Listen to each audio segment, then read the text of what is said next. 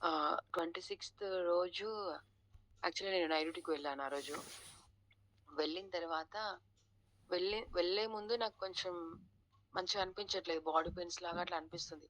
అంటే మనం వెళ్ళే ముందు అట్లా అనిపించింది కాబట్టి, సరే వెళ్లి టాబ్లెట్ ఏసుకోవచ్చులే అన్నట్లు వెళ్ళాను. వెళ్ళిన తర్వాత 101 టెంపరేచర్ నాకు స్టార్ట్ అయింది. ఫుల్ ఫీవర్ ప్లస్ అక్కడ బిజీగా గూడా ఉంది. నేను అట్‌లీస్ట్ ఎవరినైనా అడిగి ఇంటికెళ్ళేసి వచ్చేయడానికి గూడా లేదు. ఎవరిని అడ్జస్ట్ చేయడానికి గూడా లేదు. ఇంకా తప్పనిసరి నేనే చేయాల్సొచ్చింది డ్యూటీ ఆ రోజు నైటు. 101 టెంపరేచర్‌తో నైటంతా తిరుగుతూనే ఉన్నాను. అంత బిజీ ఉందనమాట. అసలు కూర్చోడానికి గూడా లేకుండా చాలా బిజీ ఉంది. ఇంకా మార్నింగ్ అయ్యేసరికి నేనెప్పుడు మార్నింగ్ అయిద్దని ఎదురు చూస్తున్నాను. అంత పరిస్థితి ఘోరంగా ఉంది. ఇంటికొచ్చేసరికి అసలు నిజంగా అంటే నేను నడుచుకుంటూ రాగలుగుతానా అన్న విధంగా అయిపోయింది. అంత ఫీవర్ తగ్గట్లేదు. తర్వాత ఇంకక్కడ బిజీ ఉండి చాలా శరీరం అలసిపోయిందండి. ఇంటికొచ్చేసరికి ఇంకా ఫీవర్‌తోనే కోల్డ్ గూడా స్టార్ట్ అయింది. థ్రోట్ పెయిన్ స్టార్ట్ అయింది. సో, టాబ్లెట్స్ ఏసుకొని పడుకున్నాను. ఇంకా పడుకున్న తర్వాత అలా 3 డేస్ పడుకున్నాను. 26, 27, 28 3 డేస్ ఫీవర్‌తో ఉండే. ఆ 3 డేస్ కనీసం నాకు గ్లాస్ పట్టుకోవడానికి గూడా బలం చాలలేదండి. నిజంగా మనలో ఉన్న బలము అది దేవుడిచ్చిన బలము. దేవుడివ్వకపోతే మనం అసలు ఒక చిన్న పని గూడా చేయలేం. గ్లాస్ పట్టుకోవడానికి నాకు రాలేదు. అంటే అంత బలహీనమైపోయినా. అయితే ఈ 3 డేస్‌లో మా పాప చిన్నది 5 ఇయర్సే ఆమెకు. షారోన్ గ్రేస్ అని. అంటే ఇంక నేను లేవలేకపోతున్నాను. ఏం చేయలేకపోతున్నాను వాళ్ళకి. అంటే వాళ్ళు స్కూలుకెళ్ళిన తర్వాత లేచి మెల్లగా బాక్స్ కట్టి పంపియడం అట్లా చేస్తుండే. ఆ అమ్మాయి మార్నింగ్ అయితే లేవలేకపోయినా, ఆ అమ్మాయి నా తలపైన 2 చేతుల నుంచి ప్రతిసారి ప్రేయర్ చేస్తుంది. ఆమె స్కూలుకెళ్ళేటప్పుడు ప్రేయర్ చేస్తుంది. స్కూలుకు నుంచి వచ్చిన తర్వాత ప్రేయర్ చేస్తుంది. ఇంకా నా దగ్గర పక్కనకి నేను రానివ్వట్లేదు. ఎందుకంటే వైరల్ ఫీవర్ మళ్ళీ వాళ్ళకొస్తే కష్టమని దూరంగా కూర్చోబెట్టి, "వద్దు నాన్న" అని చెప్పి అట్లా చెప్తుంటే కూడా ఆ అమ్మాయి ఆ 3 డేస్ అండి. బిడ్డ విశ్వాసమే నిజంగా అంటే, నేను ప్రేయర్ చేసుకున్నాను. మామూలుగా దేవా తగ్గించు అని అట్లా ప్రేయర్ చేసుకున్నాను. ఆ బిడ్డ విశ్వాసం చాలా గొప్పగా అనిపించింది నాకైతే. చిన్న బిడ్డ. తలపైన 2 చేతులు నా తలపైన పెట్టి నేను పడుకొనుంటే 3 రోజులు ప్రార్థించింది దేవుని కృప. నిజంగా అంటే, ఈరోజు ఈ విధంగా కూర్చొని మాట్లాడగలుగుతున్నానంటే, నిజంగా దేవుని కృప. ఈ వారంలో ఆయన చేసిన ఈ గొప్ప మేలుకు ఆయనకే వందనాలు చెల్లిస్తూ, ఈ సాక్ష్యం వలన ప్రభువైన యేసుక్రీస్తు ప్రభువారికి మహిమ కలుగును గాక. ఆమేన్. ఆమేన్. దేవునికి స్తోత్రము. నా అక్క జీవితంలో దేవుడు చేసిన ఒక గొప్ప కార్యాన్ని బట్టి దేవునికి మహిమ కలుగును గాక. అవునండి, దేవుడు ఆయన స్వస్థపరిచే యెహోవాను నేనే అన్నాడు. తప్పకుండా ఆయన ఆహ్, మనల్ని స్వస్థపరిచే దేవుడు. ముఖ్యంగా అక్క చెప్పిన ప్రకారంగా చిన్న బిడ్డల యొక్క విశ్వాసం దేవుడు ఎంతగానో ఆయన ఘనపరిచే దేవుడు. దేవునికి స్తోత్రము. దేవుడు మిమ్మల్ని, మీ కుటుంబాన్ని దీవించును గాక. దేవునికి స్తోత్రం. ఇంకెవరైనా ఉంటే మీ సాక్ష్యం పంచుకొని దేవుని నామమున మహిమపరచమని కోరుతున్నామండి.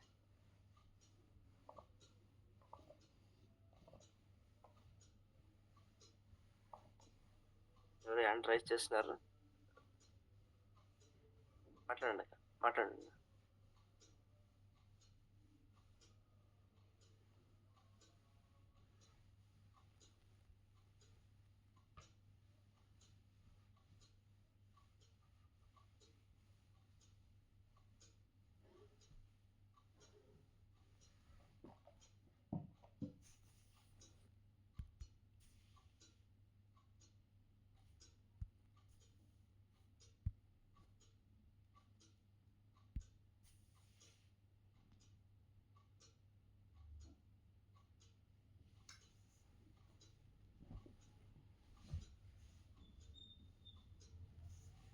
ఎవరు హ్యాండ్ రైజ్ చేశారు కదండీ! మీరు అన్‌మ్యూట్ చేసుకొని మాట్లాడండి.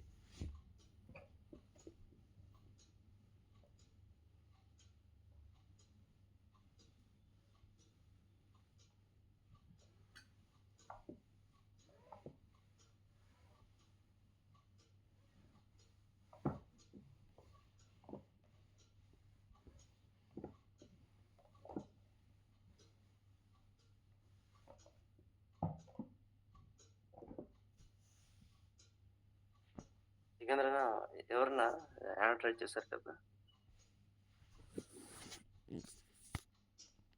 సికంద్రన్న? బ్రదర్. వెంకటయ్య అన్న మీరు హ్యాండ్ రైజ్ చేస్తున్నారు. మీరు ఏదైనా మాట్లాడాలనుకుంటే అన్మ్యూట్ చేసుకొని మాట్లాడొచ్చు. హ్యాండ్ రైజ్ చేయలేదన్నా, ఏం లేదు, బై మిస్టేక్ వచ్చిందా? ఓకే. బై మిస్టేక్ వచ్చింది. మామూలుగా అందరికి వందనాలు చెప్పడానికి మామూలుగా చెప్పాను. ఓకే. సరే మీరు, ఎందుకంటే మేము చెప్పేది ఏముందిలే కానీ ప్రార్థన చేయమని కోరుతా ఉన్నాను.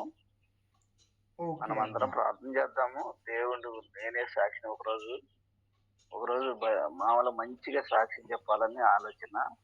21 రోజు కోమాలో ఉన్నటువంటి నేను దేవుని ప్రత్యక్షాన్ని బట్టి, దేవుని యొక్క కృపను బట్టి బ్రతికున్నాను. 2017లో నాకు బ్రెయిన్ స్ట్రోక్ వచ్చింది.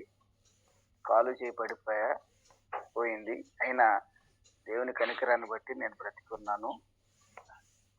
మరి దేవునికి స్తోత్రములు. ఆ విషయంలో ప్రార్థన చేస్తారని ఆశిస్తా ఉన్నాను.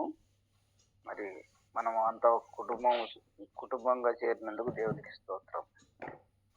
మన కుటుంబానికి మరి కుటుంబం కలిసి భారం కలిగి ప్రార్థన చేద్దాం. ఎస్ అన్న. సంపూర్ణ ఆరోగ్యం కోసం ప్రార్థన చేయండి అంతే. తప్పకుండా. దేవునికి స్తోత్రం. మీ అందరికి వందనాలు. థ్యాంక్ యూ అన్న. మీ పేరేనా? నా పేరు ఎనిబెర వెంకటయ్య. మామూలుగా అయితే సర్టిఫికేట్లు వెంకటయ్య, మామూలుగా అయితే చిన్న యాకోబు అంటారు. దేవునికి సాక్ష్యం బట్టి దేవునికి మహిమ కలుగాక. వెంకటయ్య కొరకు మరి సంపూర్ణ స్వస్థత ఆరోగ్యం కూడా అందరూ తర్వాత ప్రార్థన చేస్తామండి. దేవునికి స్తోత్రం. ఎవరైనా మీరు సాక్ష్యం పంచుకోదలిస్తే తప్పకుండా సాక్ష్యం పంచుకొని దేవుని మహిమపరచమని కోరుతున్నాను. అవును, దేవునికి స్తోత్రం. మీ అందరికి వందనాలు. అందరికీ praise the Lord. Prayers are very very powerful. Especially మన గ్రూప్లో ప్రతి ప్రేయర్ రిక్వెస్ట్ మనం ఎంత భారంగా ప్రేయర్ చేస్తున్నామో అది ఆన్సర్ కూడా అవుతుంది. అది that I have experienced. Last Saturday మన టెస్టిమనీ అంతా అయిన తర్వాత ఇది నేను యుగేందర్ బ్రదర్కి ఇంకా ప్రభుదాస్ అన్నకి నేను షేర్ చేశాను. మన టెస్టిమనీ టైం అంతా అయిన తర్వాత నేను బయటికి వెళ్ళా, గేట్ ఓపెన్ చేయంగానే పడిపోయాను. గేట్ ముందు చాలా స్ట్రాంగ్గా పడ్డాను. ఒక 2 ఇలా what you say roll in Telugu brother? పల్టీలు వైపు పడ్డానా? ఒక పల్టీ కొట్టి పడ్డాను అనమాట. సెకండ్ టైం నేను అలా పడుతున్నాను. ఫస్ట్ టైం ఏమో థ్యాంక్స్ గివింగ్ మీటింగ్ మా ఇంట్లో జరుగుతున్నప్పుడు అప్పుడు బ్రదర్ వాళ్ళందరూ చూసారు. సెకండ్ టైం ఆ రోజు లాస్ట్ సాటర్డే పడ్డాను. పడితే ఫేస్ వెళ్ళి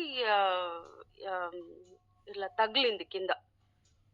ఎదురుగుండా అబ్బాయి పరిగెత్తుకొని వచ్చాడు, కానీ ఏ ఒక్క దెబ్బ లేదు. జస్ట్ లైట్ పడిందేమో, స్ట్రాంగ్ గా పడ్డాను, కానీ దెబ్బ ఏం తగలేదు. వెంటనే ఐ గాట్ అప్. తర్వాత కూర్చొని ఆలోచించాను, ఎక్కడో కుషన్ మీద పడినట్టుంది అని చెప్పి. That was God's protection and making me realise also. And the way ఒకవేళ అలా అంత పెద్దగా పడిపోతే దెబ్బ తగులుతుంది, కానీ I did not get any hurt. But for some reason why I had to fall down అని నేను ప్రశ్నించుకున్నాను. I thank the Lord because at this age falling down and getting hurt majorly, it would have been a big problem. It was family ki problem, personal ga problem, but God's hand was there. As I fell on a cushion and I got up అని అలా ఉండింది అనమాట. And నిన్న night around 7:30 or something మా mummy call చేస్తున్నప్పుడు అంతా నాకు భయం వేస్తుంది అనమాట. ఎందుకంటే డాడీ ఏమా అని. మా మమ్మీ తొందరగా రా అంటే నేను పరిగెత్తాను. స్టెప్స్ ఎక్కుతున్నాను, షీ సేయింగ్ నిదానంగా రా అని. సరే వెళ్ళి చూస్తే డాడీ పడిపోయి ఉన్నాడు. అంటే డాడీకి వాకింగ్ వచ్చిందని కొంచెం ఆయన బయటికి వచ్చి లోపలికి వెళ్తున్నప్పుడు పడిపోయాడు. అది కూడా సూయింగ్ మెషిన్ ముందు, సూయింగ్ మెషిన్ దగ్గర ఐరన్ ఇవి ఉన్నాయి. కానీ ఆయనకి ఏ దెబ్బ తగలలేదు. పడిపోయి అట్లనే ఉన్నాడు. నన్ను ఎవరన్నా ఎత్తండి అని చెప్పి. వెంటనే డాడీని ఎత్తుకొని అలా లోపల తీసుకెళ్ళాను. And I'm thinking, why we have to fall in God's protection? Ante time and again God is making us realize that He is with us, and our faith should not sink down on it. Ade nina night nenu anukunnanu, Lord, you are always there with us. You are always there with us. Even when we are falling down, Psalms 91 says, we fall, 10,000 may fall, something may, but God's protection is there. And I thank the Lord that every prayers are being answered. His protection is there. He is with us. He is behind us and He is before us. And wonderfully, miraculously, God has healed Daddy. We never expected. Last Friday incident Tuesday, ఆయన complete గా ఇంకా almost gone అనుకున్నాము. But God has revived. For what purpose we do not know. He's kept him as a testimony. I thank the entire CCM group for praying for us, and definitely He will answer the prayers of my children also, and we are going to see that great work of Lord Jesus Christ. Thank you so much once again. Praise the Lord. Amen. Thank you అక్క. మీ సాక్ష్యం బట్టి దేవునికి మహిమకరం గాక. దేవుని యొక్క protection మనకి ఎంతైనా అవసరం అండి. ఆయన యొక్క కాపుదల లేకపోతే నిజమంటే వచ్చే ఆపదల్లో మనం ఎవరు కూడా లోకంలో సజీవులుగా బ్రతకలేమండి. సో ఆయన యొక్క కృప, ఆయన కాపుదలను బట్టి సో దేవుడు అద్భుత రీతిగా తన బిడ్డలను ఆయన నడిపిస్తూ వస్తున్నాడు. సో అందరం బట్టి దేవునికి మహిమకరం గాక. దేవుడు ఇంకా మంచి ఆరోగ్యమును ఆయన యొక్క తోడును దేవుడు మీకు ఇచ్చి మిమ్మల్ని కాపాడి నడిపించను కాక. దేవునికి స్తోత్రం. భాగ్యకి ఆండ్రాయిడ్ చేసినారు. భాగ్యకి ఏమైనా పంచుకుంటారా?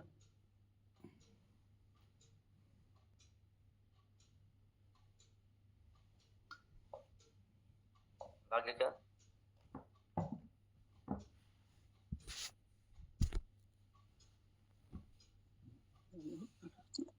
అందరికీ ప్రైజ్ లార్డ్ అండి.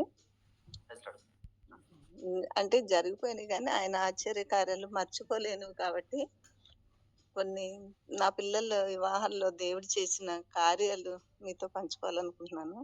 అంటే ఎప్పటికీ కూడా ఇంకా అవి మర్చిపోలేని అన్నమాట. ఆ మేళ్ళు, ఆయన గొప్పతనం, మంచితనము మా పట్ల దేవుడు ఎలా చూపించాడో అవి కొన్ని మీతో పంచుకున్నాను ఆల్రెడీ సాక్ష్యాలు. కానీ ఎందుకో ఆయన గొప్పతనాన్ని ఇంకా అనేకులు ఎరగాలని నేను ఈరోజు మీతో నా పిల్లల వివాహాల్లో దేవుడు చేసిన కార్యాల గురించి చెప్తాను. మేము రక్షించబడ్డాము ముగ్గురుమును, మా పాప, బాబు, నేను. రక్షించబడాక 7 సంవత్సరాలు రహస్యంగానే ఇంట్లో ఉన్నాం. అంటే ఇంకా మేము రక్షించబడ్డాం, బాప్తీసం తీసుకున్నామని ఈయనకి తెలీదు. ఆయన ఒప్పుకోరు అసలు. మేము ఆ దేవుణ్ణి ఆరాధించడం కానీ, మందిరానికి వెళ్ళడము, మేము ప్రార్థించడం ఆయనకి ఇష్టం ఉండేది కాదు. అంటే అలా రహస్యంగానే 7 సంవత్సరాలు ఉన్నాం. 7 సంవత్సరాలు ఒకటే ప్రార్థన చేసేవాళ్ళం ముగ్గురం కలిసి. ఏమని? ప్రభువా, మేమైతే బయటకు వెళ్ళలేని స్థితి. నాకైతే ఒకటే బాధ ఉండేది, తండ్రి అన్నులు పెళ్ళిళ్ళు నా బిడ్డలకు జరగకూడదు. మేము ఎవరు రక్షించబడలేదు. మా కుటుంబాల్లో ఎవరు కూడా దేవుడిని నమ్మలేని వాళ్ళు ఉన్నారు. ఇప్పుడు నా పిల్లలకి వివాహం వయసు వచ్చింది. మరి వారిని మిమ్మల్ని నమ్మిన బిడ్డలు, మీ బిడ్డలను తండ్రి మీ పరిశుద్ధ వివాహమే జరగాలి నా బిడ్డలకి. కాబట్టి నేను ఎక్కడికి వెళ్ళలేని స్థితి, ఎవరికి చెప్పలేని స్థితి. మరి నా పరిస్థితుల్లో నా బిడ్డలకు మీరు ఎలాగ భాగస్వామి సిద్ధపరుస్తారా? అది మీ చిత్తమై ఉండాలి, అది మీరు ఏర్పరిచిందే ఉండాలని మేము ఇలాగే ప్రార్థించేవాళ్ళం. ప్రార్థించేటప్పటికి లాస్ట్కి మేము మా పాప గురించి ఎలాగా ముందు పాపకు చేయాలి అని ప్రార్థించినప్పుడు దేవుడు, మేము ఎల్సదై సంఘానికి వెళ్తున్నాం. అప్పుడు మా రాజేష్ అక్కడ రక్షించబడి బాప్తిసం తీసుకున్నాడు. పాప కూడా రక్షించబడి ఆ విషయాలు ఆయనకి తెలియదు. తెలియకపోతే ఆయన ఏమనేవారంటే, మీ వాళ్ళు చాలా మంది ఉన్నారు కదా, వాళ్ళని చూడమనండి, సంబంధాలు అంటే అన్నులు పెళ్లి చేయాలని. అప్పుడు మా ఆడపడుచు కొడుకు కూడా మా పాపను చేసుకోవడానికి తను కూడా ముందుకొచ్చాడు. అయితే ఇలాగ మేము అన్నెలు పెళ్లి చేయమని తనకి చెప్తే పాపం తను ఇంకా ఏమనలేదు. తర్వాత ఎలాగా మేము వెళ్ళలేని స్థితి ఈయన ఒప్పుకోరు. గానీ వివాహం మాత్రం పరిశుద్ధ వివాహం జరగాలి. ఆ సమయంలో మేము ప్రార్థిస్తున్నప్పుడు దేవుడు ఎంత కృప గల దేవుడు అంటే బంధించబడిన వారిని విడిపించి వారిని వర్ధిల్లింపజేసే దేవుడని ఆయన రుజువుపరుచుకున్నాడు. ఆ సంఘం నుంచి మా పాప గురించి ఒక ఫ్యామిలీ వచ్చారు.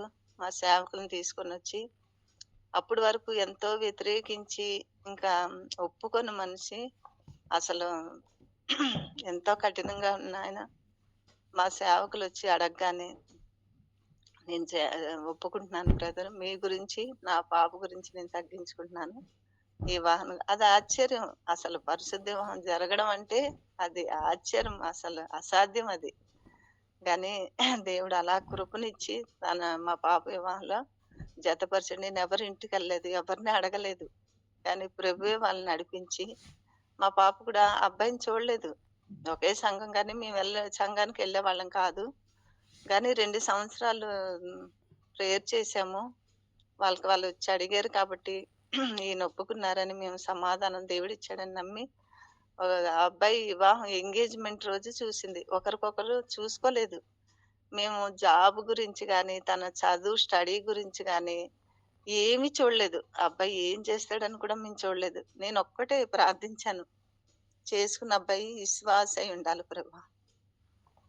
నిన్ను ఆరాధించే బిడ్డ అయ్యుండాలి. అదొక్కటే నేను అడిగాను. ఆ అబ్బాయి ఏం జాబ్ చేస్తున్నాడా? ఎంత చదువుకున్నాడని నేను అసలు వాళ్ళకి ఏం ఆస్తుందా? వాళ్ళు ఏంటని అసలు ఏం అడగలేదు. నేను ఒకటే దేవుడిని అడిగాను. ఆయన నిన్ను ఆరాధించే బిడ్డ అయ్యుండాలి. దేవునికి దేవుడు స్తోత్రం. అలాగా పాప వివాహంలో సహాయం చేశాడు.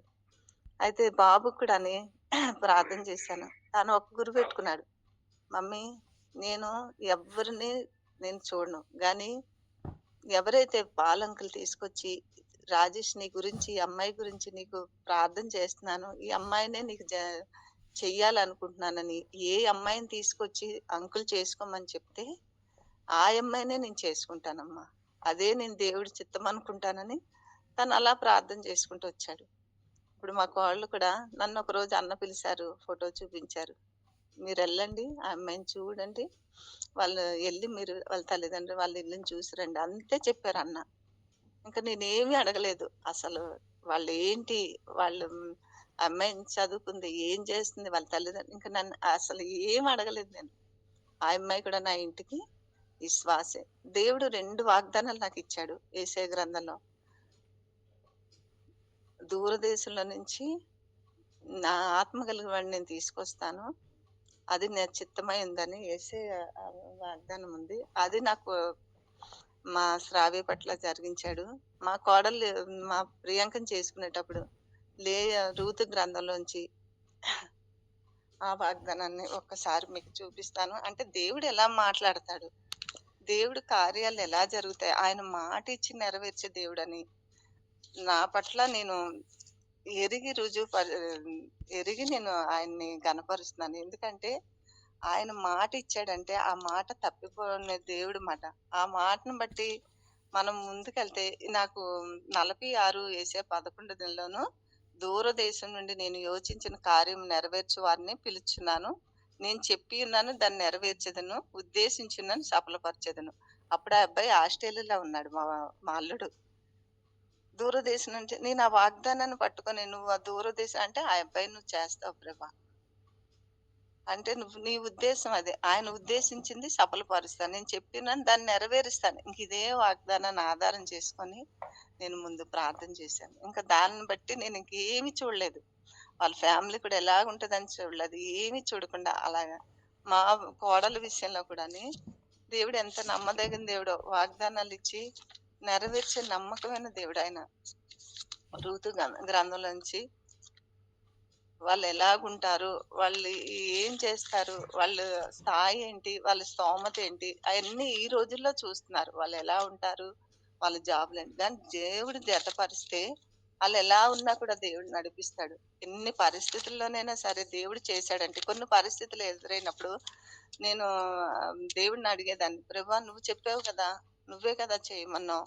అది నా ఇష్టంగా నేను చేయలేదు కదా తండ్రి. నువ్వు చేయమంటేనే కదా చేశానంటే, ఆ పరిస్థితుల్లోంచి దేవుడు ఆదుకుంటూ వచ్చాడు. మా కోడల్ని కూడా నేను చేసుకున్నప్పుడు ఒకటే అడిగాను. "నువ్వు నాతో మాట్లాడు తండ్రి. ఆ అమ్మాయే నా ఇంటి కోడలని. నా కుటుంబంలోకి నువ్వు వస్తుందని నువ్వు అనుకుంటే నాతో నువ్వు మాట్లాడని" చెప్పి నేను దేవుడి దగ్గర మాట్లాడినప్పుడు దేవుడు నీ ఇంటికి వచ్చిన ఆ స్త్రీని 4 రూతు 11లో నీ ఇంటికి వచ్చిన ఆ స్త్రీని ఇశ్రాయేలు వంశమును వర్ధిల్ల చేసిన రాహేలును పోలిన దానుగాను లేయను పోలిన దానుగాను చేయును గాక. ఆ ఒక్క మాట నా కోడల విషయంలో నా ఇంటికి వచ్చిన స్త్రీని దేవుడు అలాగ మా బిడ్డలకి జతపరిచాడు. మేము ఏది చూడలేదు. అందుకని దేవుణ్ణి బట్టి మనం ముందుకెళ్ళామంటే ఆయనే చూసుకుంటాడు. ఆ వివాహాల్లో కూడా మా పాప వివాహాల్లో నాకు ఎన్నో కష్టతరమైన పరిస్థితులు ఎదురయ్యాయి. ఎందుకంటే కొన్ని ఆచారాలు చేయాలని. కానీ ప్రభు అయితే ఏది చేయకుండా ఆ సంవత్సరం నాకు 4 ఆహ్, పిలుపులు నన్ను బలపరిచిన వారినందు నేను సమస్తనాలు చేస్తానను 4:13 ఆ వాగ్దానాన్ని నా పక్షంగా ఇచ్చారు. నిజంగా అలాగే నేను ఏది కూడా నా ప్రభువుకి మహిమ రానిది ఏది నేను చెయ్యను. నా తండ్రి ఏది ఇష్టం ఏది చేయమన్నాడు నేను అదే చేస్తానని నిలబడ్డాను. కష్టమైన పరిస్థితులు, అవమానాలు, నిందలు ఎన్నో వచ్చాయి. అయినప్పటికీ నేను ప్రభువుకి వ్యతిరేకంగా చేయకుండా ప్రభు నాకు సహాయపడుతూ వచ్చారు. అలాగే మా పిల్లల వివాహంలో దేవుడు జతపరిచాడు. అది మనం ఏ పనైనా నిన్న నాకు అన్న చెప్పినప్పుడు ఎవరో శ్రీధర్ అన్న ప్రతి విషయంలో ఆయన ప్రార్థన పూర్వకంగా మనం సిద్ధపడినప్పుడు ఆయన చూసుకుంటాడు. ఏ కష్టం వచ్చినా నాకు ఒకటే అనిపిస్తది. మనం సొంతంగా చేసుకుంటే ప్రభు దగ్గరికెళ్ళి తండ్రి ఈ పరిస్థితులను బట్టి నాకు విడిపించు, సహాయం చేయని మనం అడగడానికి ధైర్యం ఉండదేమో నాకు. అదే ప్రభు చేశాడంటే నేను ధైర్యంగా వెళ్ళి నాయనా నువ్వు చెప్పావు కదా, నువ్వు చేయమన్నావు కదా. అలాగే నేను అడిగాను. నువ్వే చేయమన్నావు. నువ్వే చేయమంటేనే కదా తండ్రి నేను చేశాను. మరి ఈ రోజు ఏంటి ఈ పరిస్థితి అని అన్నప్పుడు ఆ ఆశ్చర్యరీతిగా ద్వారాలు తెరిచే దేవుడు. నిజంగా అసాధ్యమైన సాధ్యపరిచి అలాగ నా బిడ్డల జీవితాల్లో ఇప్పుడు ఇద్దరు పిల్లలకు కూడా ఇద్దరు సంతానాన్ని ఇచ్చాడు. పాపకి 2 పాపలను ఇచ్చాడు. బాబుకి ఒక బాబునిచ్చాడు. నా సంతానం నా పిల్లలు చూడగలిగే భాగ్యం కూడా నాకు ఇచ్చాడు. అలాగా ఒకప్పుడు మేము దేవుడికి ఎంతో దూరస్తులం. బంధించబడిన వారిని విడిపించే దేవుడు ఆయన. ఆయన మీద ఆధారపడితే ఆయన చిత్తానికి లోబడి అప్పగించుకుంటే సమస్త ఆయన చేయగల దేవుడని ఎవరైనా ఇవాళ కొరకు సిద్ధపడి తండ్రి ఎదురు చూస్తే ఈ గ్రూపులో ఎవరైనా వాళ్ళ కుటుంబాల్లో పరిస్థితులు బట్టి కానీ ప్రభు మీద ఆధారపడితే ఆయన చిత్తానికి అప్పచెప్పి అది నష్టమైన బాధకరంగా ఇబ్బంది అయినా ఎలాంటి అవమానమైనా కానీ ప్రభు సంతోషపడేటట్టు చేస్తే అప్పుడు ఆయన ఘనత వస్తుంది, మనకు నెమ్మది వస్తుంది. ఈ సాక్ష్యం దేవుడు దీవించుకున్నారు. ఆమె దేవునికి స్తోత్రం అక్క. మీ సాక్ష్యం బట్టి దేవునికి మహిమ కలుగును గాక. నిజమేంటంటే దేవుడు మాట ఇచ్చి మాట తప్పని దేవుడు, వాగ్దానాన్ని నెరవేర్చే దేవుడు మన దేవుడు. దేవునికి స్తోత్రం కలుగాక. మనం ఆయన మీద అనుకున్నప్పుడు, ఆయన చిత్తానికి అప్పగించినప్పుడు తప్పకుండా దేవుడు అద్భుత రీతిగా ఆయన మార్గాలు తెరిచే దేవుడు, గొప్ప కార్యాలు తన ప్రజల పట్ల చేసే దేవుడు. సో దేవునికి స్తోత్రం కలుగాక. దేవునికి మహిమ. ఇంకెవరైనా ఉంటే కూడా సాక్ష్యం ద్వారా దేవుని నామాన్ని మహిమపరచమని కోరుతున్నాను.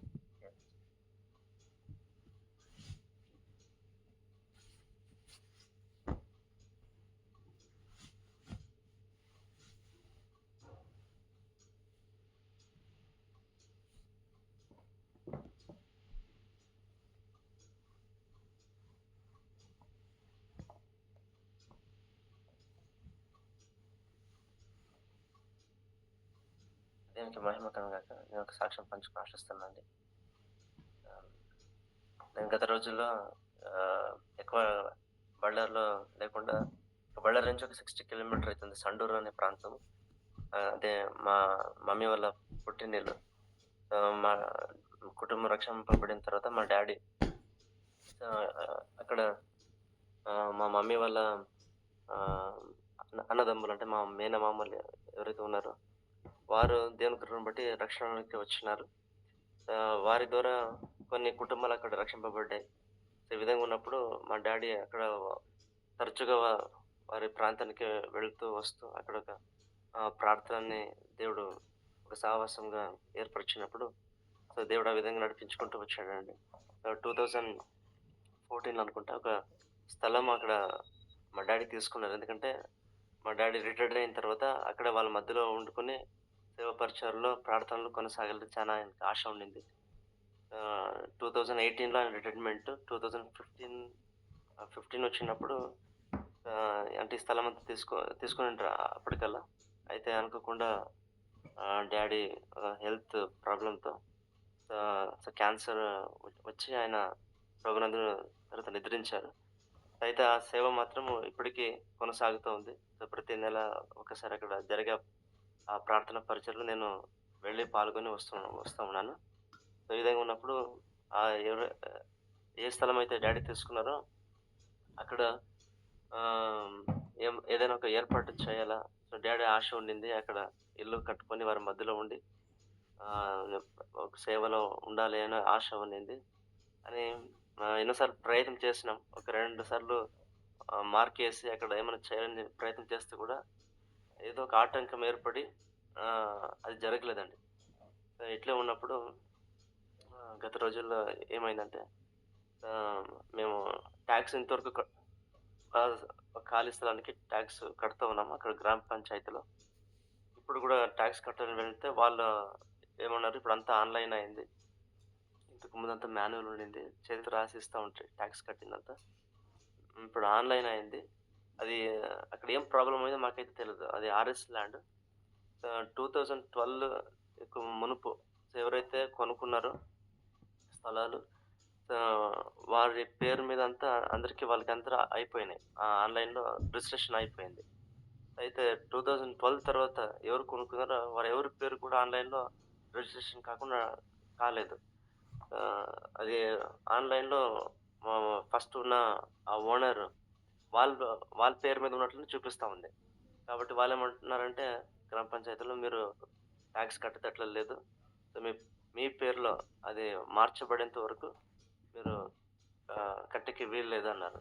ఆ మాట విన్నప్పుడు చాలా రీతిగా ఆలోచన, ఏమప్ప ఇన్ని సంవత్సరాలు కట్టుకుంటూ వచ్చినాం ట్యాక్స్, ఇప్పుడు చూస్తే మా పేరు మీద లేదంటున్నారు కదా, పాత ఓనర్ పేరు చూపిస్తుంది అంటారు ఆన్లైన్లో.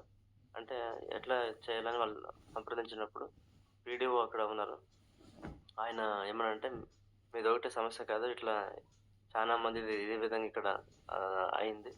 సో మీకు ఒక్కరికి మేము చేసొచ్చేకి అయ్యలేదు, అది డీసీ వరకు కూడా వెళ్తుంది, వాళ్ళు అప్రూవల్ చేయాలా అని ఈ విధంగా వాళ్ళు సంజాయిసి చెప్పినారు. మాకు తెలిసిన ఒక అంకుల్ ఉన్నారు, ఆయన జడిపిలో జిల్లా పంచాయతీలో అంకుల్ పనిచేసి రిటైర్మెంట్ అయినారు. అంకుల్ని కూడా పిలుచుకుపోయినాం అక్కడికి. అప్పుడు వాళ్ళు ఏమన్నారంటే ఇప్పుడు నా చేతుల్లో ఏమి లేదు, ఆ పీడిఓ చెప్తున్నాడు నేను ఏం చేసేది, అయితే మీరు ఒక పని చేయండి, ఆ ఖాళీ ఉన్న స్థలంలో ఫస్ట్ ఏదైనా మీరు ఏదైనా ఒక ఇల్లు లాగా ఏమైనా ఏర్పాటు చేసుకోండి, ఖాళీ వదలొద్దండి, రేపు ఎవరైనా ఆక్యుపై చేసుకుంటే కష్టమవుతుందని ఇట్లా చెప్పి పంపించారు. దేవుని కృపను బట్టి ఉన్న ఈ పరిస్థితులను బట్టి వెంటనే మనము ఇక్కడ యాక్షన్ తీసుకోవాల్సి వచ్చిందంటే ఏమైనా ఏర్పాటు చేయాలని ఇప్పుడు గత 2-3 వారాల నుంచి అక్కడ బండలు నాటి పైన షెడ్ లాగా వేసుకోవడానికి దేవుడు ఎంతగానో ఆయన కృప చూపించాడంటే నిజమంటే. నేను రాకపోకలను కూడా దేవుడు సహాయకుడిగా ఉండి ఆయన కాపాడుతూ వస్తున్నాడు. అక్కడ కూడా నీళ్ళు కావాలా, ఈ లేబర్స్ వస్తారు పని చేసడానికి, సిమెంట్ వర్క్ అంతా ఉంటుంది. ఈ విషయం ఉన్నప్పుడు చుట్టుపక్కల ఉన్న వాళ్ళ హృదయంలో దేవుడు దాయాన్ని పుట్టించాడు. వారు కూడా సింటెక్స్ నింపుకోవడానికి కూడా నీళ్లు సరఫరా చేశారు. సో ఈ విధంగా దేవుడు అనుకున్న విధంగా ఒక్కొక్క విషయంలో దేవుడు సహాయం పడుతూ వస్తుంది. మేము ఉండేది బళ్ళారిలో, సైట్ చూస్తే అక్కడ మా సండూరు ఇక్కడి నుంచి ఒక 60 కిలోమీటర్లు. అయితే మా మేనమామ వాళ్ళ కొడుకులు ఏమున్నారో వాళ్ళు ఇనిషియేటివ్ తీసుకున్నారు. వారు ముందర వచ్చి అక్కడ ఏ షాప్లో ఏమేమి దొరుకుతాయి, సో అంటే సిమెంట్ కానీ వేరే వేరే సంగతులు ఏమున్నాయి, సో అంతా కూడా వారు వండుకొని అంతా చేస్తున్నారండి. ఆ విధంగా అంటే వాళ్ళకి ఒక ప్రేమ, మా డాడీ పట్ల ఉన్న ఒక మంచి అభిమానం. అయితే నేను ఏం చెప్తానంటే దేవుడు ఆ విధంగా ఆయన కార్యం చేసే సమయం మన జీవితంలో వచ్చినప్పుడు ఎవరు కూడా ఆపలేరు. ఇంతకు ముందు ఎంతో ట్రై చేసినాం కానీ అది జరగలేదు. అయితే ఈ పరిస్థితుల్లో అనుకున్న విధంగా దేవుడు అద్భుత రీతిగా మా మమ్మీ మనసులో అక్కడ ఏదో ఒకటి చేయాలని తలంపు వస్తే వెంటనే మా మామ వాళ్ళ కొడుకులు ఉన్నారో ఒకాయన ఇంజినీర్‌గా ఉన్నాడు. ఇంకొకాయన మైన్స్‌లో పనిచేస్తాడు. వాళ్ళు ఇనిషియేటివ్ తీసుకున్నారు. వాళ్ళు ఒకవేళ హృదయంలో దేవుడు ఆ కార్యం చేయకపోయుంటే ఈరోజు అక్కడ ఈ పని జరిగేది కాదు. అయితే దేవుడు ఈ విధంగా అద్భుత రీతిగా ఆయన నడిపిస్తూ వస్తున్నాడండి. సో, దేవునికి స్తోత్రము. సో, దయచేసి మీరు గూడా ఈ విషయం బట్టి ప్రార్థన చేయాలని కోరుతున్నానండి. దేవుడు చేసిన ఈ మేలును బట్టి ఆయనకి మహిమ కలుగును గాక. దేవునికి స్తోత్రం. అదేవిధంగా ఇంకెవరైనా ఉంటే కూడా మీ సాక్ష్యం పంచుకోవాలని కోరుతున్నామండి.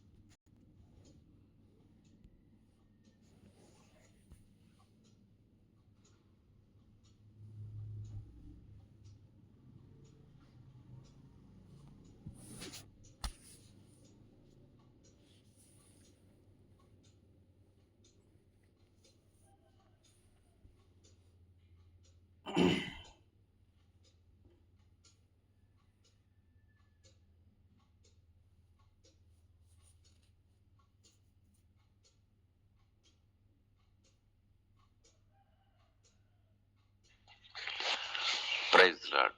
ప్రభు అయిన యేసుక్రీస్తు వారి శుభనామంలో అందరికీ వందనాలు.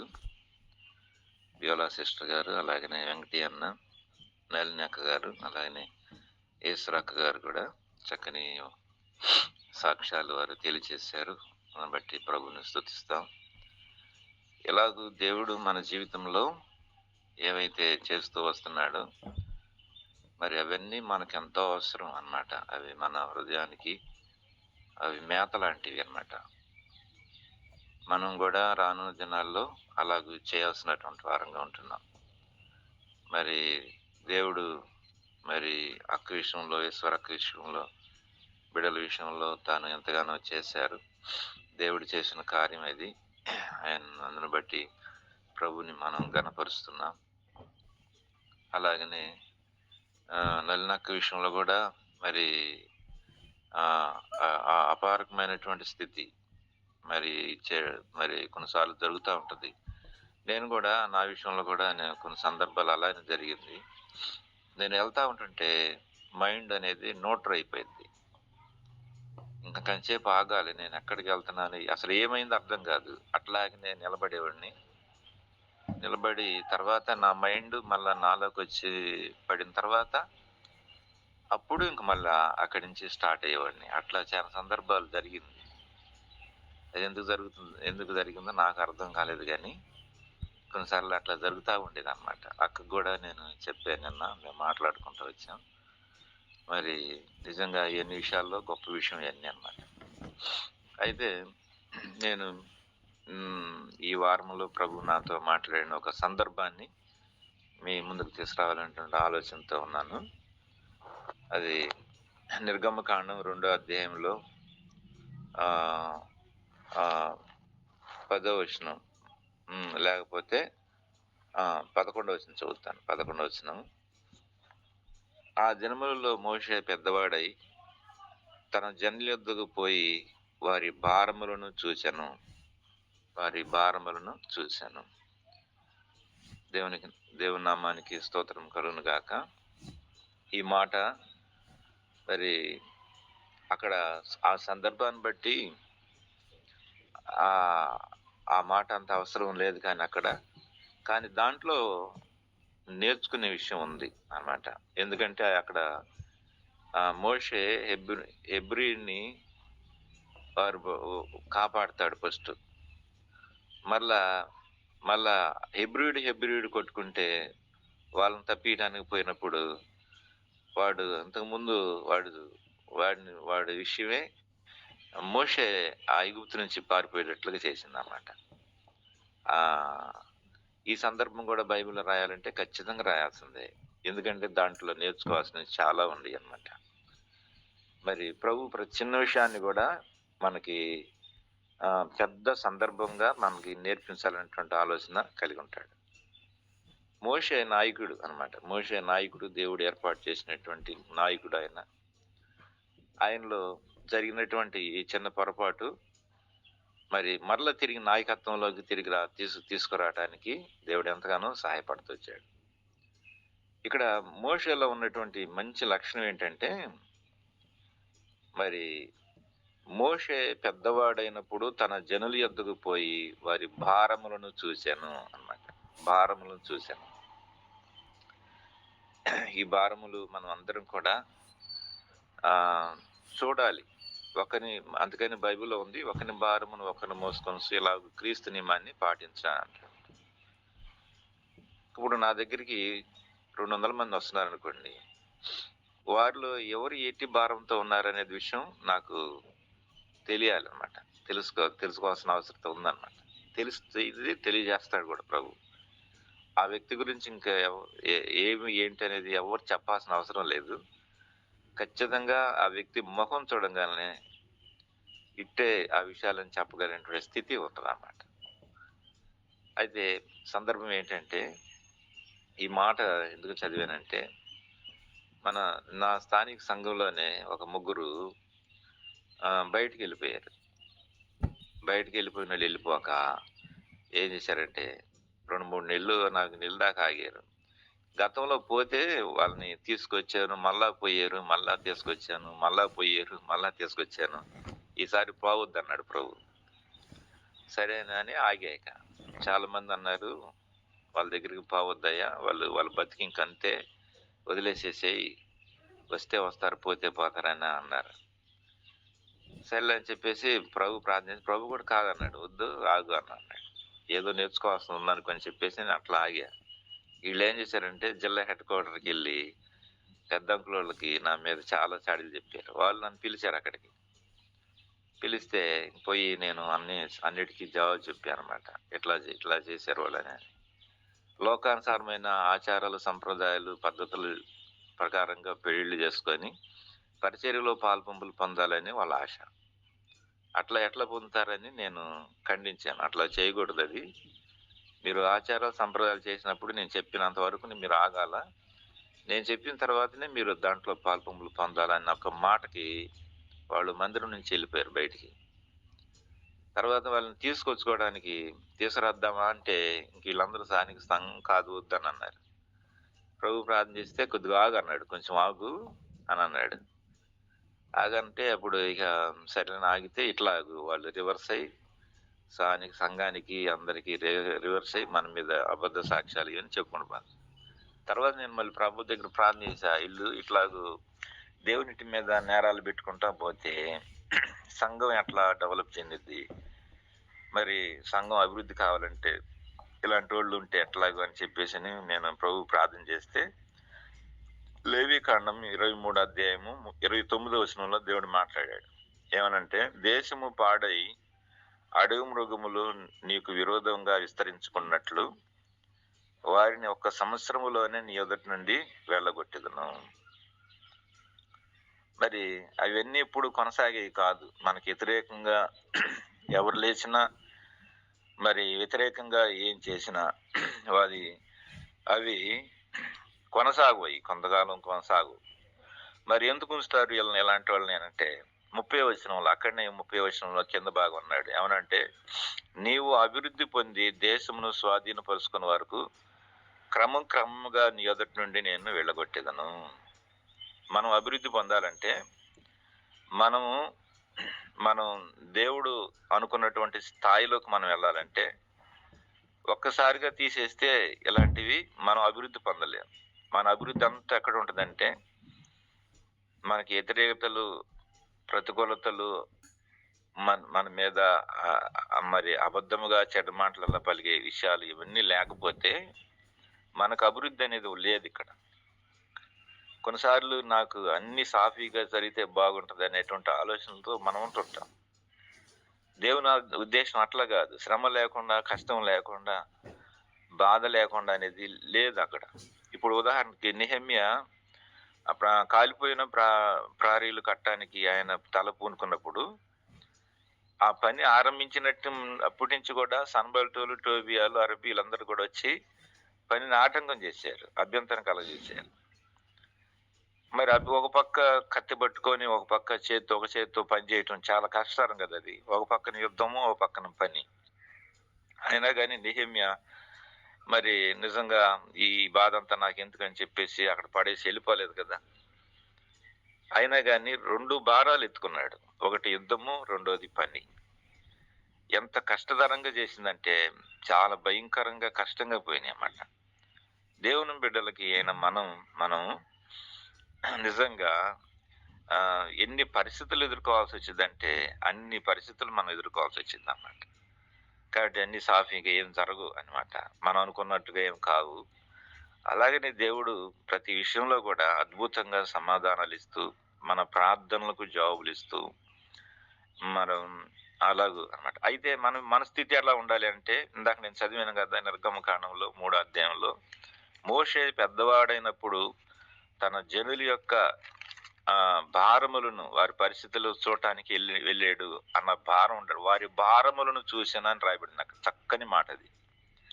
అయితే మనం ఎవరు ఎలా ఉన్నారనేది వాళ్ళని పెంచడానికి, వారిని ఎలా ఉన్నారనేది చూసి వాళ్ళకి సరైన విధానంలో మనం పెంచేటువంటి విధానంలో కూడా ఈ భారాన్ని మనం తీసుకోవాల్సినటువంటి వారంగా ఉంటున్నాం అనేటువంటి విషయాన్ని జ్ఞాపకం చేసుకోవాలి. ఇలా దేవుడు మాట్లాడుతూ వచ్చాడనమాట.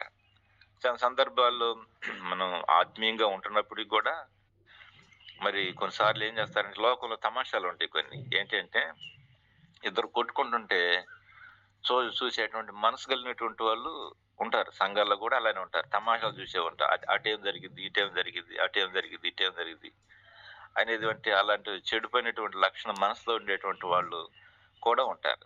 మనం అలాంటి వారంగా ఉండకూడదు.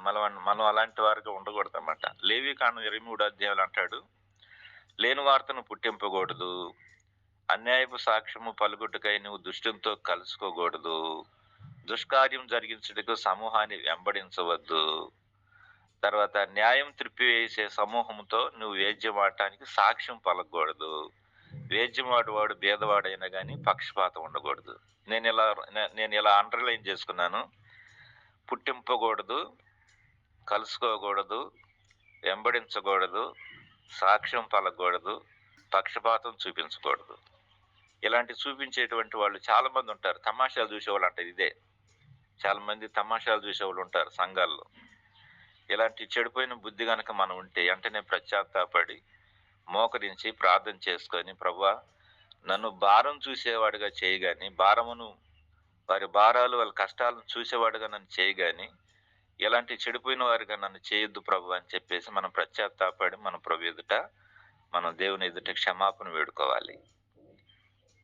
ప్రభు ఈ ఒక విషయం, ఈ సందర్భంలో ఎన్ని విషయాలు నేర్పిస్తూ వచ్చాడంటే, చాలా విషయాలు నేర్పించాడు ప్రభు నాకు.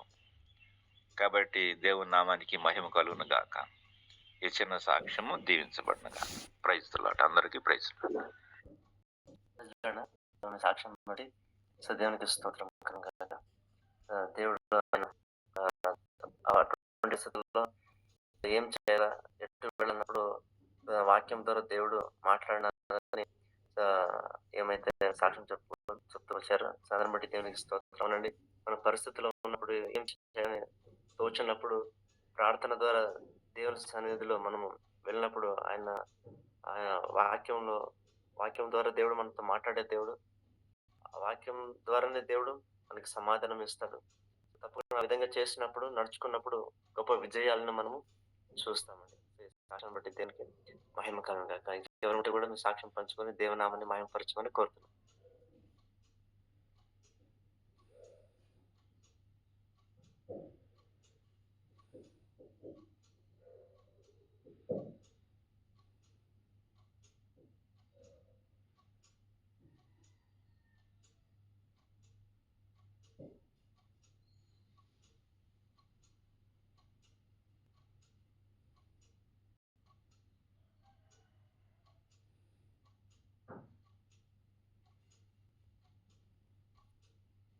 ఒకవేళ ఏ సాక్ష్యము ఒకవేళ లేదంటే మనం రోజు ప్రార్థన చేసే అంశాలు మనకు తెలుసు కాబట్టి చెప్పండి దేవులక. ఏం లేదు బ్రదర్. ఈరోజు మా అబ్బాయి పెద్ద బాబు 7 years కంప్లీట్ స్టార్ట్ అవుతాయి. అభిషేక్ బెనెట్ పాల్, ఆయన బర్త్డే. ఆయన కోసం ప్రేర్ చేయండి. ఆయన ఆరోగ్య పరిస్థితి మీకు అందరికీ తెలుసు కదా. దేవుడు ఒక ముళ్ళు పెట్టిండు కానీ అది లోకం కోసం అయితే ఉన్నది, కానీ నా జీవితం నేనైతే వాడికి ఏం లేదన్నట్టుగానే నేను సంతోషంగా ఉన్నాను. వాడు కూడా మంచిగానే ఉన్నాడు. హైట్ పెరిగిండు, వెయిట్ కూడా పెరిగిండు. షుగర్స్ ఇప్పుడు కంట్రోల్‌లోనే ఉన్నాయి. మొన్న రీసెంట్‌గా చెక్ చేపిస్తే. కాకపోతే చిన్న బాబు కదా! 3 టైమ్స్ వానికి కూర్చోాలి అంటే వాడికదొక బాధ. ఖచ్చితంగా దేవుడు ఈ పరిస్థితి నుంచి బయటపడేస్తారని నాకైతే నమ్మకం ఉంది. ఆయన వాగ్దానం చేసిన దేవుడు నెరవేరుస్తారు కంపల్సరీ. ఆ అబ్బాయి కోసం ప్రార్థన చేయండి. అభిషేక్ బెనెట్ బాబు పేరు. తప్పకుండా అక్క. దేవునికి స్తోత్రం. అక్క చెప్పిన విధంగా ఆ అబ్బాయి కోసం ప్రార్థన చేస్తామంటే దేవుడు గొప్ప కార్యం చేసే దేవుడు. ఆయన విశ్వాసాన్ని ఘనపరిచే దేవుడు. దేవునికి స్తోత్రం. అదేవిధంగా మన అక్క అంటే ఈశ్వరక సాక్ష్యం పంచుకున్న ప్రకారంగా కూడా ఎన్నో కుటుంబాల్లో మనం చూస్తున్నాము. వారు మాత్రం రక్షింపబడి ఇంటి వారు ముఖ్యంగా ఇంటి యజమాని రక్షింపబడకపోతే ఎన్నో సమస్యలు, ఇబ్బందులు ఎదుర్కొంటూ ఉంటారు. ఈ బల్లర్లో కూడా ఒక అక్క సాక్ష్యం చూస్తూ ఉంటే ఒక లలిత అని ఒక అక్క ఉన్నారు. వాళ్ళ ఇంట్లో కూడా సేమ్ అదే పరిస్థితి. వాళ్ళ పిల్లలు కూడా ఇప్పుడు చేతికి వచ్చినారు. వాళ్ళు కూడా అక్కకేమంటే ఆశ మన దేవుని బిడ్డలకే ఇవ్వాలా. సో చర్చ్‌లో పెళ్లి జరగాల. అయితే భర్త ఒప్పుకోడు. ఆయన చర్చికి పోవడానికి ఆయనకి ఇష్టం లేదు. 2 పరిస్థితి ఉన్నారు. సో వాళ్ళ గురించి నాకప్పుడు ఆలోచన వచ్చింది. సో ఇటువంటి పరిస్థితులు ఎంతో కుటుంబాలు జరుగుతున్నాయండి. సో వారి యొక్క కుటుంబ విడుదల, సంపూర్ణ విడుదల కొరకు, రక్షణ కొరకు కూడా మనం ప్రార్థన చేయబద్దులమైనాం. తప్పకుండా అందరూ విషయం మీరు ప్రార్థనలో ఎత్తిపట్టాలని కోరుతున్నానండి. అదేవిధంగా ముఖ్యంగా మన బంధువర్గంలో కూడా మనం ఆలోచన చేస్తే మన ప్రతి ఒక్కరు విషయాల్లో కూడా ఎంతోమంది రక్షణ పొందలేదు. సో కాబట్టి ఈ సమయంలో మన బంధువర్గాలను కూడా మనం జ్ఞాపకం చేసుకుంటూ దేవుని సన్నిధిలో మనం ప్రార్థన చేస్తామండి. దయచేసి ప్రార్థన చేస్తాం.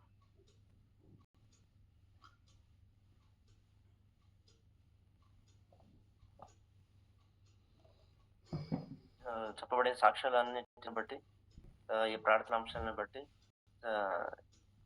ఎవరైనా ఒకరు దయచేసి మీరు ప్రార్థన చేయండి. అటు తర్వాత భాగ్యక ఒక పాట మీరు సిద్ధపడాలని కోరుతున్నాను.